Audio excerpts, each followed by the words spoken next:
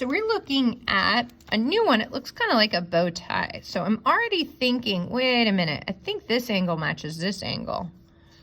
Let's see, what would they call that? Angle AMC, there it is, matches BMD. So those are called vertical. This one, when I have a congruent statement, it's going to be one of those like SAS. I'm going to have to mark up this picture to see what my evidence spells. So let's take a look at what evidence we have. Now, an upside down T means perpendicular, also meaning to meet at right angles. So they've given us this information that CA is perpendicular to CD. So I'm not going by looks like, I'm going by the evidence given. So I can add a box because it's given.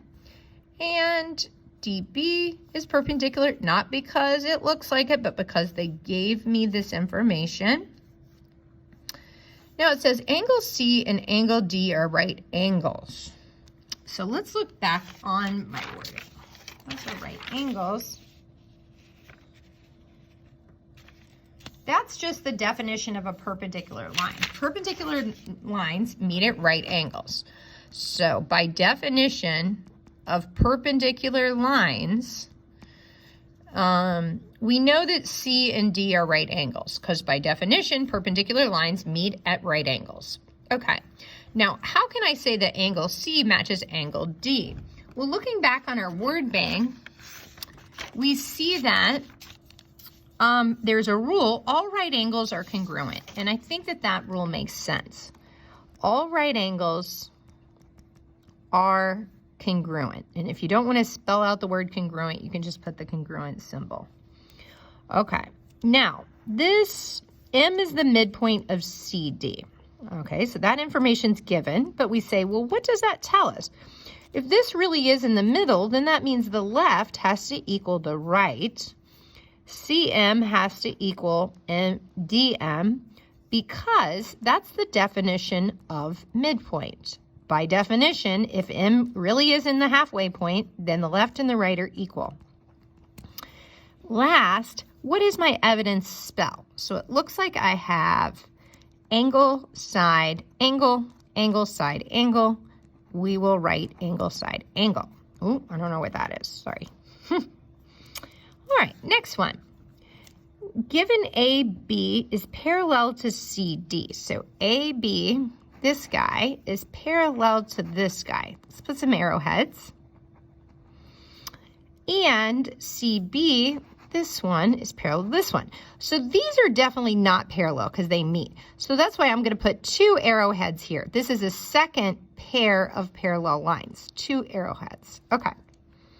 C is the midpoint of AE. This is right in the middle. So we know we're going to have to make that conclusion because that's the definition of midpoint. So let's write out our givens. These were given. That is given. We know we filled this in because that's the definition of midpoint.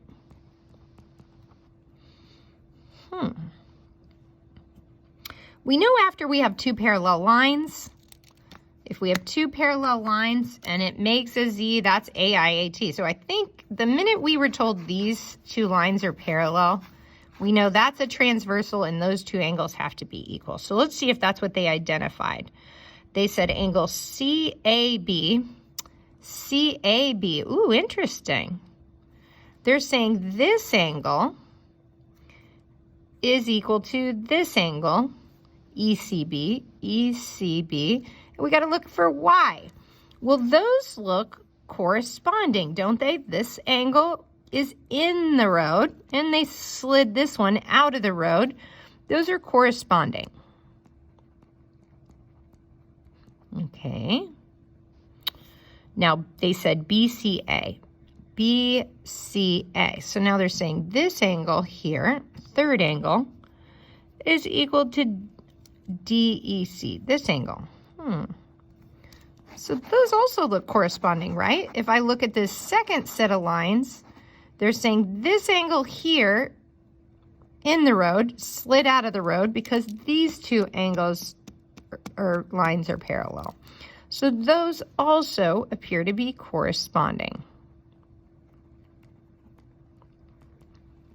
Okay. So if this is true, and I guess I messed up by marking that one a little too early. I've got this angle matches this angle matches this angle, and a side matches a side. So it looks like my evidence here spells angle, side angle, angle, side angle. So I'm going to say, yes, this triangle is congruent to that triangle because of angle, side angle. Okay, last one. PN bisects MNO.